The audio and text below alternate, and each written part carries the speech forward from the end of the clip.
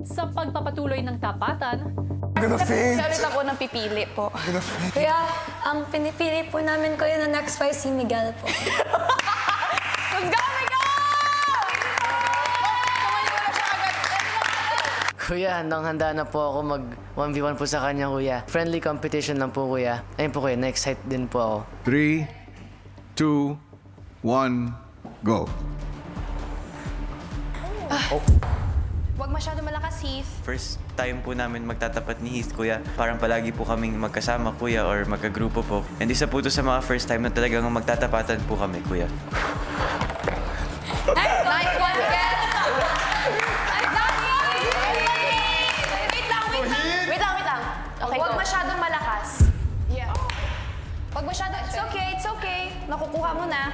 We have to do it kasi it's for our teams din po, kuya. We were still locked in even though magkalaban po kami. Soft.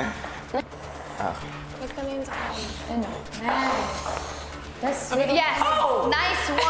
one, Heath. I love you so much.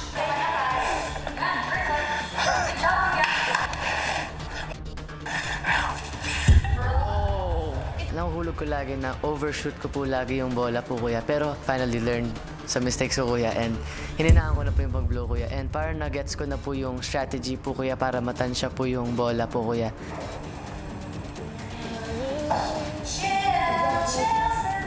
I don't want to be nominated again, kuya. You never know when I can skedaddle out of the house po, kuya. It's really important for me po, kuya, to try my best po talaga and win this ligtas.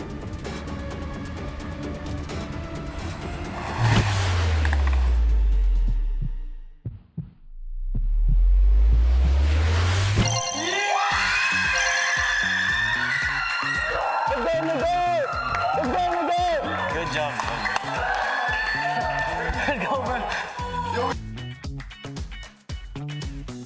nakuha na ng solid 6 ang lamang. Mapanatili kaya nila ito sa paghaharap ng natitirang players na sina Joaquin at Lela.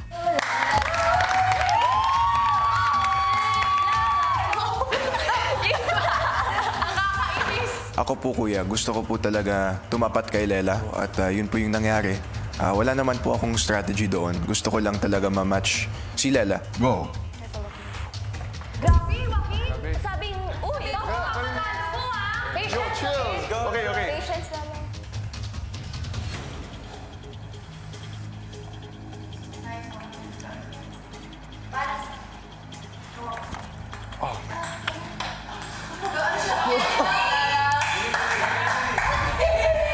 Tumatakbo lang po kuya sa isip ko noon is kailangan namin mapanalo tong task na to.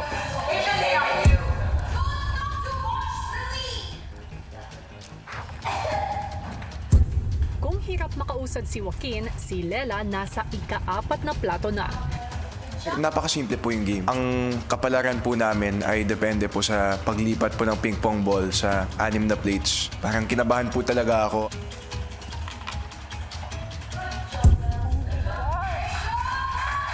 Sa muling pagsisimula ni Joaquin, mukhang mas nakuha nito ang tamang strategy.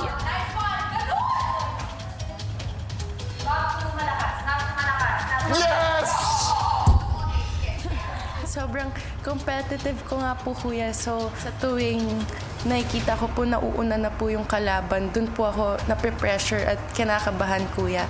Chill. It's okay. Wag masyadong yan! Sinasabi ko sa'yo, last na yan! Wag masyadong okay! Focus! Okay, kailangan ko mag-step back. Kailangan ko mag-gather ng hinga ko kuya kasi sobrang kinabahan po ako. Joaquin, isipin mo kami! Patience! Wag masyadong malakas, wag masyadong mahina. Ayun, yun po yung pinaka-last. At saka kung nahulog siya, syempre kuya, uulit po ako. Habang extra ingat si Joaquin papunta sa huling plato, si Lela unti-unti nang nakakahabol.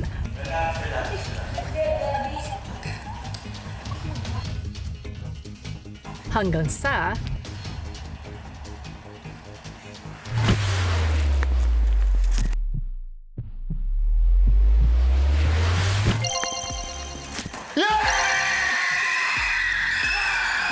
Napakasaya po talaga ako. Each point matters and I know that.